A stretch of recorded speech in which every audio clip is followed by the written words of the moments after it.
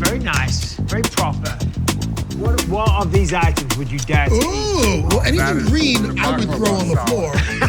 But the baklava I will be attacking soon. Cheers, guys. Mike, you got to touch it. 100%, sir. Salute. Cheers, guys. Salute. Cheers. We are a very unique bunch of people here. We've all coached The Ultimate Fighter. We all became champions of the world. We all won. We won the Ultimate Fighter. Oh, we won the Ultimate Fighter. Yeah. Of course, I think we've all got to give a special mention to this guy. Number because one. Without Forrest. Ironic. So that's the thing. I was never number one at anything. No, but you won. Diego Sanchez was, and he was the first TUF winner that became TUF champ. If season one You're wasn't taking away from you, the Forrest. success You that it are was, first. though, if season one wasn't the success that it was, who knows? Maybe none of us would be sitting here right now. That's right. That's the reality. Your fight versus Stephan Bonner is the fight that really took this sport to the next level. That's what kept I keep hold telling on. people. Kept the sport alive. So you want to be an Ultimate Fighter? Oh, what a finish! What a finish! When I was fighting, I remember thinking, look, any day this shit's gonna be over. I just remember thinking it was gonna be over, and I was taking whatever fight, because I'm like, I could tell my kids one day this is a crazy sport we did, but after your fight, it just brought a whole new life into this sport, and that's a fact. That one fight. We all watched The Ultimate Fighter, you know what I mean? So we kind of knew what to expect. But you were like the guinea pig. That was the best. So here's the deal. You're signing up for this thing. I had no idea what, like, The Ultimate Fighter, nobody knew what it was. How did you guys even get information about it? I was a last-minute replacement with 17 days' notice. I had no idea. I'd never applied to be on the show. You were an alternate. Yes. I talked to Joe Silva like a year before, and somebody fell off for smoking weed. Oh, for failing a weed test. way. And I was a last-minute replacement. I wonder who that was. You were a cop at this time? You were a cop I was a cop. I was working, I was like, and then anyway, I quit my job, blah, blah, blah. And I'm like, well, so what am I signing up for again? He's like the real world, but with fighters. And I was like, I don't think I ever seen an episode. Like I'd seen it, so I watched like an episode of the real world and I was like, well, that looks dumb. I don't want to do that. And then it was like, well, they got like a Survivor. I was like, I don't know what that is. Like I'd never seen a reality show. I don't even know that we had TV, you know? I was living like in some apartment, and, you know. And yeah.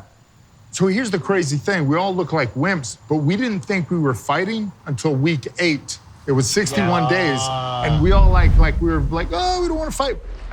I'm not happy right now. I haven't been happy all day. Some guys here that don't want to fight.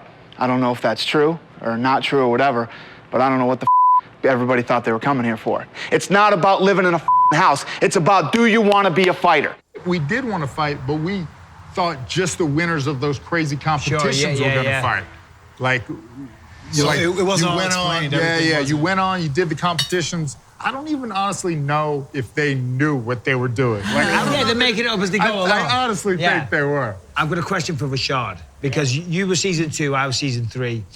And when season 1 was on, I was trying to become a fighter. I was trying to forge my path as an MMA fighter on the regional scene, flat broke, living in my car and all the rest of it. And my wife wouldn't let us watch The Ultimate Fighter because she said, no, I don't want to see it. Because if you were on that show, I know you'd win the whole thing. Did you watch season 1? Because it's wild, because you were on, obviously, the very next season. Yeah, I watched season 1. At the time, I was working at the hospital as security. And I remember I was working a shift where I had to be outside checking people's IDs as they went into the emergency room. And when his fight kicked off, I was like, shit, I'm not gonna be able to watch it. And then it was going crazy. Everybody was texting me like, they'll call me like, yo, you seen a fight? That's what Dana said. That's the story that Dana gives. Yeah. When you experienced that. I experienced it real time. So I'm at one spot, and then I had some guy come and drive over to relieve me from my station, and I took his station where they had a TV. Yeah. And I sat and watched that fight, just absolutely amazed. It was just, because at the time it was considered like NHB, no holds barred. Yeah, It wasn't a lot. like that. It wasn't a lot, you know. 2 men enter, 1 man leaves. Yeah. So to see that, woman, of it was Not at that crazy. time. Well, not at that time. What year did you start training? 2008, right after I graduated high school. I started. No, I really feel you It makes me feel old. Hey, but Dana did it. It makes me feel old. It makes you feel Exactly. Yeah, but Dana didn't allow women until 2013. And so- 2013. 2013. I always think it was like 2010 or something. No, 2013, and that was the year that they allowed women on The Ultimate Fighter for the first time. It's a monumental season this season. This is what you ladies have been waiting for your entire career. I don't have to give you women a speech. I mean, ever since women have stepped foot in the UFC, they've been some of the most exciting fights we've ever seen. You know, you guys all knew about the UFC. I didn't know about the UFC until, like, after my first, you know, fight. Like, I had no idea what it was. I didn't know the sport. I remember, you know, they were like, do you know what the UFC is? I had no idea. And so... So what was the basis of your training if you didn't know about the UFC? Like, I mean, like, what? I knew about groundwork and jiu-jitsu, and I obviously knew about, like, this woman's cardio kickboxing class that I joined to, like, lose weight, but that was it. So it wasn't a big deal. Well, first of all, I have one thing different than a different experience than all you guys. It was the comeback. What we're doing here is we're taking guys who fought in the UFC before, and were climbing up and getting to a certain level, and they fell off for some reason. I know. Well, the thing is, I know what it's like to be a fighter before being on The Ultimate Fighter, and then after. So it's like, when I was fighting, and then the first Ultimate Fighter came out, and like you said, I was fighting on a card, I think with you and maybe Diego. How popular you guys were immediately. So all of you immediately had some kind of fan base. You had I was like, well, right next to you, and they're running up to Josh Koscheck. It's like, what the fuck? Jealous. 100, not really jealous, maybe a little bit. But I get it, because your time served. You did it the old school way. I was in Paid your dues, I was getting back-fisted by Shoney, fighting BJ Penn. I mean, I'm like, yeah, can I get a little recognition? You know what I mean? So when the comeback came around, I'm like, sign me up. That's where that became a blessing. That loss on that UFC 53 when you were there with Caro, which was a horrible night at the time, was a blessing because I got called for the Ultimate Fighter, the comeback, the only time they ever did that. And I knew how big a deal it was. I trained and I was a little chubby when I got the call. I go, oh shit, I got the call. I told Longo, we got to get in shape.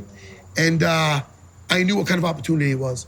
And I knew, being that I was a school owner and this and that how popular everybody became, that even if I didn't win the thing, if people got to know me, it'd be good for my business. So I had no pressure. As long as you didn't get your ass kicked. Exactly. People are like, this guy doesn't know what he's talking about. Don't go to his school.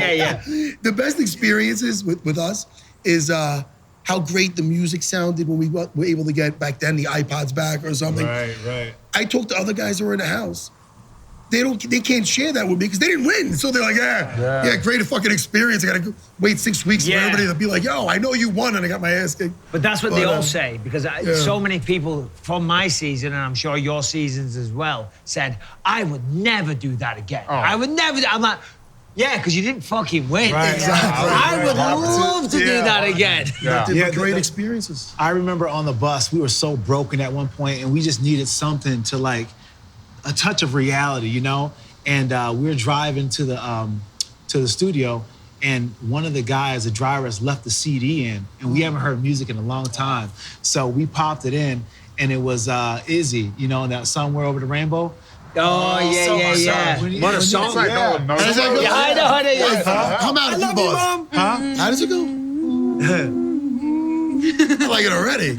So that song was playing, and then when a guy realized what he did, he's like, oh, guys, I got to turn it off. And he was like, no, God, please, please, please. So we begged him to keep it on.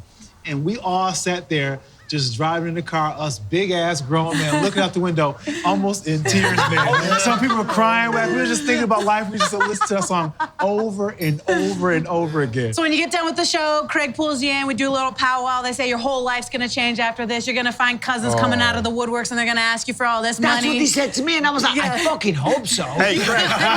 Friends. Update your speech, Craig. Yeah, and then they say, and make sure that you don't tell a soul. If you tell a soul, we're gonna sue you for $1 million. You can't tell anybody what happens. And I believed him. I didn't say anything. I went home and I didn't say a word. So did you guys? Did you tell anyone, Mom? Oh, my family knew right away. Yeah. Right away. 100%. I lied to my mother. No! Like a good little policeman. I was trying to, so I got the cut in the eye, and I almost didn't get to fight. Like, they were like, you know, it was like the whole dramatic thing is who's gonna fight, and they actually brought Bobby Southworth back. I mean, it is what it is. Yeah. We'll get it stitched up, and we'll see how it looks next week. Okay. Cool? Okay. Let's do that. So I just told everybody, I was like, look, you'll see, but like, I was doing really well, but you know, I got the cut and I couldn't. So I just told everyone, and that was only like 2 weeks till the end of the show. So by the time that they saw it, and then I was like, oh, by the way, we're fighting in the finale. We gotta like start training. But I already told them, we already knew we were fighting April 9th, you know? But yeah, I figured, you know, the best lie is always close to the truth. Shit, man. I just told everybody I got Shoney back. You know that guy that backfisted me with the little Speedo on? I got that fucker! I got him! Did you win? Don't matter. I got the guy who backfisted me. Did he backfist you again? I go, well, yeah, maybe. Oh my God, he did. That's he got a couple more. Did he really? He did. He did. Son of a bitch. Son of a He got you, man. Oh, yeah, well, when it finally came to airing, being on TV, I died inside every single time, you know, and every single time, because I'm like, why did I do that? Why did I say that? Yeah. Why did I get drunk? There was one night, and I was hammered, and I don't even remember going to bed, right? Why would you do that on a reality TV show? It doesn't matter. Your performances are the thing that counts the most, and you perform. The performances were great, and thank you very much, champ. I appreciate that. But still, you know what I mean? It's like when you watch it back, you're like, oh no. Russ!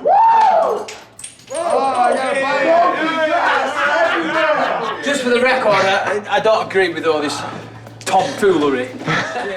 When you get on a show, you think, all right, there's cameras around, so I'm gonna be on my P's and Q's. You get desensitized. But you forget about the yeah. cameras. Like, you forget the cameras are there. Like, when they're there... It takes like, about 2 weeks. Like, you get desensitized because it happens so suddenly, because, like, when you go to sleep and you wake up, all the lights are on, just like on a movie set. And, like, after a while, you forget the cameras are there. So before you know it, you just start, you know, just being how you are, and treating what they pick them up sometimes like is just not part who you are of the you know? furniture. Do you know what I mean? They was just like, they didn't exist. They were just like those people that were always there. I'm lying in bed at night, I'm talking shit, I'm winding everyone up, I'm talking to the cameraman, I'm trying to get him to talk. He's like, we can't talk, Mike. Yeah. I'm like, come on, I'm gonna get you to talk. Just messing with them the whole time. You do forget that you're on TV. So your season, I've watched every season of The Ultimate Fighter ever, but I've never watched anything but the training, the actual training in the gym and the fights. Yeah. Forrest is too highbrow. He doesn't go in for the gossip, the scandal. He wants the training. He wants the philosophical conversation. He wants the meat and the potatoes, the fight. Either the training, because I want to see, like, what are they doing? Why aren't I doing that? Yeah. Or, like, the fights. The fights. But, like, I didn't get, like, you and what's his name? Like, you had one friend. Yeah. What's his Holdsworth? name? Holdsworth. Chris Yeah. Holdsworth, yeah. He was the only one that talked to me. Yeah. And speaking It of was like the just van weird. rides, like I Yeah. got in a fight every time I got in that van. They were like literally at me I every didn't time. get it because I fast forwarded through Why? those. Yeah. Why was that? Well, they made a lie about me. They said that I leaked all the matchups. They said that I literally. That's right, I remember now. And I didn't. And the guy even says, Jeez. the guy literally says, I know she didn't leak the matchups, but I'm just gonna act like she did anyways. And he admitted Wait, that. who did? Cody Bollinger. We know you told them. That's all there is to it. Okay, well, I didn't. We know You're you making told stuff them. up. We know you told them. You're so full. It's hilarious. You're so, wow. He got kicked off the show for not making weight, and so did the other guy. The two guys that bullied me the most both got kicked off for not making weight. I've And always Dana hated said Cody they got the Bollinger. Vixen curse, and I said, yes, they did. And when the second guy got kicked off, I said, Dana, this is crazy. The two guys that have been bullying me this whole time are the two guys that got kicked off the show. He says, well, I guess it doesn't pay to be mean to you, does it? I said, no. Awesome. So, you were Randy Couture, Chuck Liddell. I was Tito Ortiz and Ken Shamrock, and that was quite the drama show. I was Matt Hughes and Rich Franklin. Matt Hughes, Rich Franklin, Joyce Me and St. Matt Hughes Pierre, had Matt the beef. Hughes. Well, no. Matt a coach or no? We No, had you a- didn't have coaches, but they were the team supervisor. leaders. We had like assistant coaches, but we let them just run the show. So we had Mark Delagrade. Great Mark guy. Lehman. Oh, he was great. Mark Lehman's great. What a jiu-jitsu come guy. again? He's the best. Come again? Wizard. Come again? He is. I never want to go through the Ultimate Fighter. He has the best jiu-jitsu of them all. You are a shit stirrer, my friend. What? Fighting's not for everybody. Hey, definitely not for you. But yet, you have a very good opinion about it and you're an expert about it. Oh, you can't be an expert by watching something? Sit there and watch and talk about the guys that get in there and actually believe. You're like an expert swimmer who never got in the pool. Mark Lehman was horrendous. There was also Randy Couture was great. Randy He awesome, taught me yeah. some. I'll tell you right now. I can only He imagine. taught me some great stuff from the clinch that I teach to this day. So we told them just look, treat it like. And then GSP was one of your And coaches. GSP, yeah, And George. Juliana, who, I who was had yours? Rhonda and Misha. That's right, of course. Man, they were really, really good coaches. And you got to think, like, I had really good coaches back home, but like I had to pay them. Free coaching is pretty awesome. You know, I just learned so much from a variety of people, whereas, you know, I had great coaches back home, but it was always the same thing with the same people. I learned a lot from Kenny Florian. I was like, oh yeah, that's a better pass than I do. I guess I should do that. You know, you learn from other people on the show. I learned how to cut weight from Koscheck and Bobby Southworth. I would like die like a boxer. I would like try to get down to like 211, like walking around, and then cut from there. I didn't know. So I went in there as an English guy that could kickbox, that was in good shape, but knew nothing about MMA, really, to be honest. You know what I mean? I learned about takedown defense. I learned drills from Tito. I think Michael Bisping has a huge opportunity to be a great fighter. Go on, Michael. How much do you want it, Michael? Come on. How much do you want it? Do you want to push yourself? Or do you always want to be second? I just learned so much. And when I came out of there, I was 10 times the fighter that I was when I went in. We're there for one job only, if they were serious about it. Like, we all went on to become champions. Yeah, you're never gonna get a time to eat the best food in the world and train 2 times a day with the best people in the world. And so when I, you know, had the opportunity to go home and just focus on taking my career like very seriously and be more of a professional as a professional fighter, I started to find more success. That's actually a really good point because, yeah, I can resonate with that a lot as well. I wasn't a trained mixed martial artist when I went on the show. I did a little bit of BJJ. I had boxing background, had a little bit of karate in my background, but I was primarily a wrestler. And when I got the chance to be on the show, everyone knew more than me. And Keith Jardine was with Greg Jackson at the time, so he had a wealth of knowledge just off the stuff that Greg showed him. So I got lucky enough to have him on my team. Yeah. Being the guy that was always picked on the show, it bred a mentality in my mind, you know, because I knew there was a target on my back. So when I got into the UFC, I had the same mindset, and it was just like, I got this target on my back, and I had like a chip on my shoulder. So being on the show kind of set a precedent of what the rest of my career was going to be like in the UFC.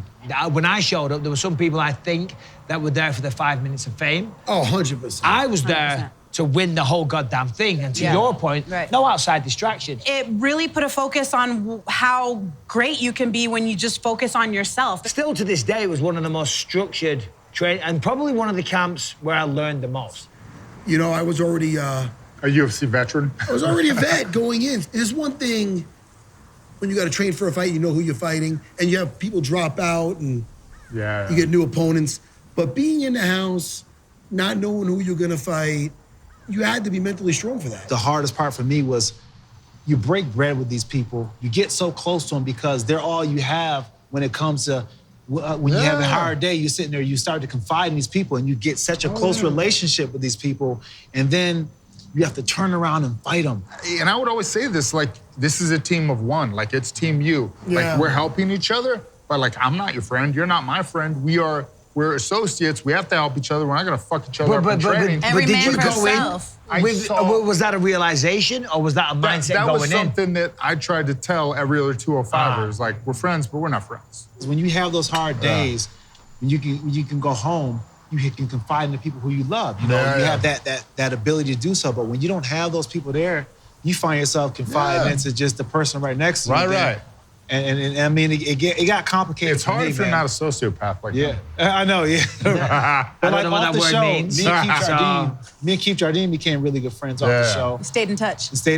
I'll tell you right now, Dean Thomas is really one of my best friends. And this is the deal. We fought each other also. And then going into the house, we had a little beef, but then we kind of settled it before we went in.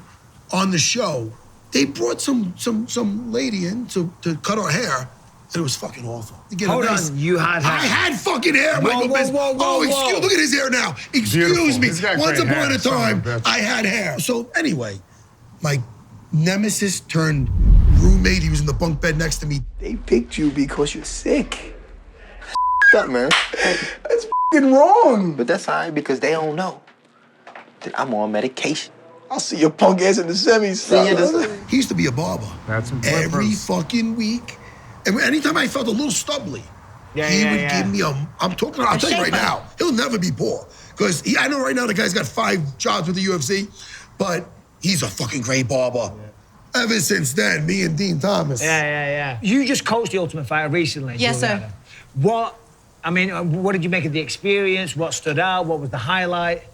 You know, I really didn't think that I was going to enjoy coaching as much as I did, and I didn't think that I was going to get invested in the team. I was like, none of these guys are gonna make me care about them, and I'm not gonna, give a crap. But I actually did care about them, and I found out that, like, I'm really bossy and good at coaching. Like, I'm really good at coaching. Girlfriend, you're in a fist fight. This fight is for your fucking life. Do you understand me? Get her on the fence with the head position and the underhooks. Lock your hands. You get into this clinch position. Focus on locking your hands. Yeah. And so I think I found a place after fighting for me, for sure. I'm gonna be coaching, and my job to give back. Right now, we are watching the season 30. It's been 30 seasons of The Ultimate Fighter. Holy smokes. Wow. I don't know any other reality show that's been on for 30 seasons other than The Ultimate Fighter. And I'm coaching alongside Amanda Nunes. And I wanted to be a coach because I am really bossy, like I said. And I kind of know a little bit of what I'm talking about when it comes to fighting. And it was my opportunity to give back. So when they offered me the chance, I jumped at the opportunity, and I knew it would be great for myself, and also because it's something that I've always wanted to do. I've always wanted to be a coach on The Ultimate Fighter. It's funny to hear you say that, because for me, I remember there used to be a UK president back then, Marshall Zalesnik, great guy. But anyway, the UFC said, if I beat Chris Lieben, I'll get to coach The Ultimate Fighter, the UK versus USA. They'd never done anything like that before. That was a huge deal for me, because The Ultimate Fighter changed my life. Simple as that, changed my life. And I wanted to spearhead an opportunity for another 8 guys from the UK that were just like me. Congratulations, first ever Team UK, guys. Mike's gonna hand out your team jerseys. Welcome to the team. Let's go out there, do yourself proud, do England proud. Good job, guys. It's a nice, strong team there. Taking it to the Yanks. For me, winning the fight was great, but the real prize was that I got to coach The Ultimate Fighter, represent my country, and bring on a next generation of fighters. It's so funny. When I got asked to coach, I won the title April 7th, 2007. The next month, May 25th, was my wedding. Went to my honeymoon in Aruba. Literally 2 days after that, Vegas to shoot The Ultimate Fighter No way. season 6. Wow. So I had to do it literally, I think it was 2 or 3 days after my honeymoon, So it was a whirlwind of a year, but a lot of positive memories, Yeah, when I coached, it was, I just lost to Machida, and it was the first time I ever lost, so I was just... That's when I fought Hughes. Yeah, my ass was just chapped, and I just really wanted to prove myself. And then I had a chance to go against Rampage, and at the time, me and Rampage did not get along. And that was my boy at the time. Yeah, he fought my boy, Keith Jardine, and then afterwards, him and I got into some words. So I just didn't like him after that. Why you got one shoe on, one shoe Because off? I was ready to break one of your That's why. You said what? I was ready to break. I'm here right now in your face. I'm telling you, please. Touch me, please. Somebody take both shoes off. So when I had a chance to fight him, coach him on the show, it was a must. But then once we got into the same room, and he just started just going in on me, oh my God! I was like, you know what? There's some must-see TV right there. They had to talk to us at one point, being like, listen, all right, we get it. You guys don't like each other, but we can't get any filming done because it was just too explosive. Who made you quit? Nobody made me quit. I never quit. Shogun. Oh, I didn't quit. I ain't tap out. I seen it in your eyes. You quit. No, I ain't quit. I never quit. You quit. I never quit. You quit that fight. You'll see. You did. You quit that fight. I never quit. We got 5 minutes. Don't get in a fucking fight. All right, we got 5 minutes. Relax, you two. All right? We couldn't be in the same room. Oh, that Yeah. was hilarious. What did you think of coaching dudes on The Ultimate Fighter? It's like you were good at it. I just laughing, get your head in the party. You're like, Do you know how hard it is to coach a bunch of heavyweights as a bantamweight female? I you don't. know what I mean? I don't. Yeah, I don't. It was almost slightly embarrassing because I got to tell this guy, and he's looking at me like, "Who the hell are you?" You know what I mean? Did you get any he's looking down at me. So were they like alpha male style on you? At some point, I'd be screaming at them, and be like, "Yes, sir, yes, sir," and I'd be like, "No, I'm a girl." They'd be like, "Oh, I'm sorry, yes, ma'am." So they would kind of get confused, and they would call me yes, sir. But it was good. After a while, I think I gained their respect. At first, it was a little bit difficult, and then after a while, I think that they took me seriously. Nice. I gotta say, Julianna, I really respect what you did there, because I don't think, in fact, I know for a fact, I couldn't go on and teach a female team. Yeah. For you to go in as a female, obviously, and to coach heavyweights, which is the biggest, the heavyweights, the strongest, the most brutish. Yeah. You know, I mean, that and what takes a contrast, well done, and then well done. women. Like flyweight women, you know what I mean? Like, how am I gonna teach these heavyweight men and these flyweight women at the same time? Sport, right. You know, it's like I had to teach them two different things because, you know, some sort of Kimura escape that I'm gonna show these girls is not gonna be applicable to these heavyweights. I love being in charge. I love being in control. I love being bossy, and I know slightly about MMA, you know? So it was, for me, the greatest thing. When I coached the heavyweight season, they were kind of looking at me, especially off the heels of a loss. Oh, yeah. Like I was the one to test. So I had to fight those dudes. I would go and I would train with them, and I had to like earn their respect, and I would train alongside them. They'd be like, okay, he can teach me something. But at first, they didn't want to go. Yeah. Excellent. Very good. And that's the dynamic you want to keep them on, okay? Good job, man. I found as a coach, my biggest hurdle with the guys was just keeping them mentally locked in. Like a lot of guys, they would come in and they would have their mindset, I'm gonna win. But somewhere in the middle along the show, you see them just kind of fading out a little bit. And a lot of times I had to talk to these guys and kind of remind them why they were there, because a lot of them forgot. Some of them wanted to go home. Some of them didn't care if they were gonna win after a while, because it just becomes such a mental grind that a lot of the guys are not ready for. The one thing that we all have in common is that we won the Ultimate Fighter, we coached the Ultimate Fighter, and we all became UFC champions. And I don't think that I would have went on to become a champion without the Ultimate Fighter, because I feel like it gave me those training wheels, it gave me that boost, it gave me that confidence, it gave me that starting point, a catalyst for me in my career. And if I didn't have the Ultimate Fighter, I don't think I would have had a shot of becoming a champion. What was unique about my season was you were the Ultimate Fighter, but you also got a shot at the title. And I seized the F out of it, you know, and it gave me the shot. It didn't guarantee me a win. Matter of fact, it's probably the biggest upset ever. And I'm not bragging about that. That means that nobody thought I was gonna fucking win versus George St. Pierre. I was actually in GSP's corner then. You were in his corner. That sucked for you that night. I loved it though. But no, but seriously, I knew, you know, how about this? When we went into that season, we didn't know that was a catch.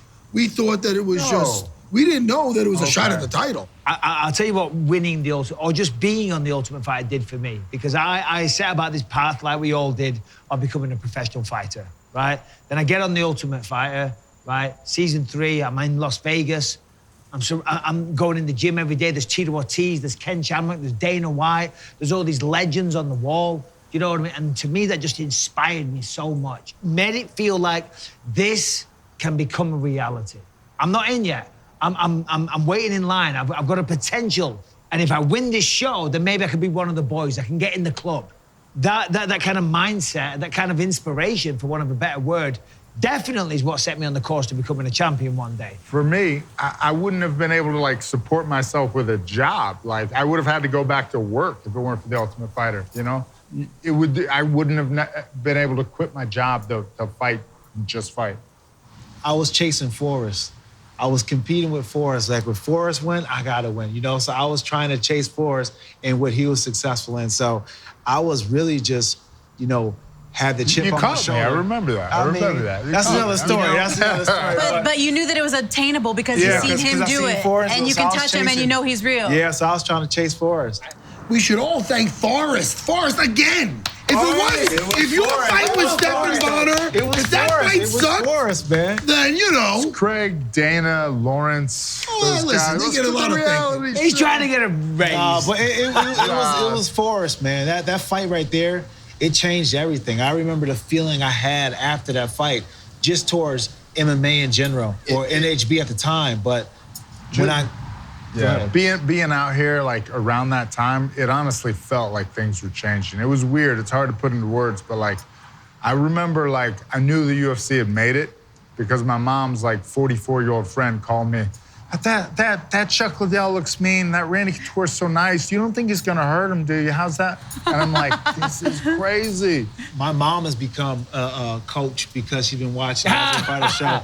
she'll call me. Now, Rashad, listen, you gotta listen to Joe Rogan, Rashad. You gotta get up past the guard, Rashad. You gotta throw them kicks like Bruce Lee, Rashad. But she'll be giving me these pep talks. Now, this is the same woman who, when I told her I was going on the show, Ultimate Fighter, she said, Rashad, your ass can go to jail, Rashad. You went to school for 5 years to be a fighter, Rashad. What? She goes from that to being like custom model, just, dropping knowledge. So my mom the Ultimate too. Fighter, man, it just, like you said, just changed everything. I know for myself, that show changed my life.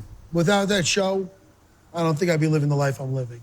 But this is amazing to sit down with some of, what would be the right word? Not peers, but fellow alumni. It's beautiful. Serra, I watched you way before I was in the UFC. Julianna, incredible. You're the champion of the world. Rashad, I remember you were so intimidating to me. When I fought you, I was shitting my pants. Yeah. Forrest, when I watched you on the Ultimate Fight, I hated you. I was jealous. Yeah. I was so jealous. And to be sitting here now and having dinner and then show some drinks and some stories, it's beautiful. Just to sit down with all of you, man, I've followed all your career. I kind of feel connected to you guys, you know. I got mad love for all you guys, man. And it's good to be able just to kind of sit and just share the stories and the memories that we have because no one else can do this. No one else can do this. No one else can do this, you know, because it's funny to hear, you know, your side of it because I was on the other side of it when you fought GSP, you know, and for me, it was heartbreaking devastation. But for you, I looked across the cage. I'm a good guy. Yeah, I know. On, I mean, of course, you know, I got mad love for you, but it's good to sit down and just kind of, you know, speak like this. This was great, right? I had a great time. Yeah. This was fun. Mikey, this was a good time, Dad. Give me some Forrest. Hold something up. Come on, man. We're fucking winners. You understand? Yeah. Let me ask you something. What's with The Rock? It's just a... You motherfucker. What?